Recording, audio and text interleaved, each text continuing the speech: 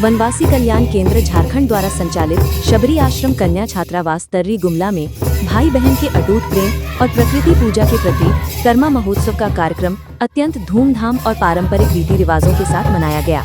यह आयोजन हमारी समृद्ध सांस्कृतिक विरासत को अक्षुण्ण रखने और नई पीढ़ी को अपनी जड़ों से जोड़े रखने का एक महत्वपूर्ण प्रयास था। कर्मा पर्व मुख्य रूप से प्रकृति और कर्म की महत्ता को दर्शाता है।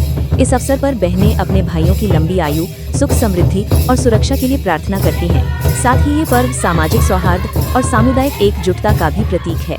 वनवासी कल्याण केंद्र झारखंड इस आयोजन के माध्यम से इन मूल्यों को बढ़ावा देता है। पढ़ा व्यवस्था गुमला के कोटवार श्री देवेंद्रलाल उरांव के कुशल नेतृत्व में कर्मा धर्मा की पारंपरिक कथा, कहानी और पूजन विधिवत रूप से संपन्न किया गया। इस दौरान कर्मा वृक्ष की शाखा को आंगन में स्थापित कर उसकी पूजा की गई। बहनों ने उपवास रखकर करम डाली की पूजा अर्चना की और अपने भाइयों के लिए मंगल कामना की। पारंपरिक लोक गीतों और नृत्यों से पूरा वातावरण भक्तिमय हो गया। श्रीमान अजय कुमार जी, राष्ट्रीय स्वयंसेवक संघ के क्षेत्रीय कार्यकारिणी सदस्य, उन्होंने कर्मा पर्व के महत्व पर विस्तार से प्रकाश डाला। उन्होंने कहा कि हमें अपने पर्व, त्योहार, संस्कृति, रीति रिवाज एवं लोक नृत्य, पारंपरिक गीत इत्यादि पर गर्व करते हुए इसकी संरक्षण एवं संवर्धन करना चाहिए। उन्होंने ये भी जोर दिया कि ये पर्व हमें प्रकृति से जोड़ते हैं और सामाजिक मूल्यों को सुदृढ़ करते हैं। अन्य वक्ताओं ने भी कर्मा पर्व के सांस्कृतिक, सामाजिक और आध्यात्मिक पहलुओं पर अपने विचार व्यक्त किए, जिससे उपस्थित जनसमूह को इस पर्व के प्रति गहरी समझ और जुड़ाव महसूस हुआ।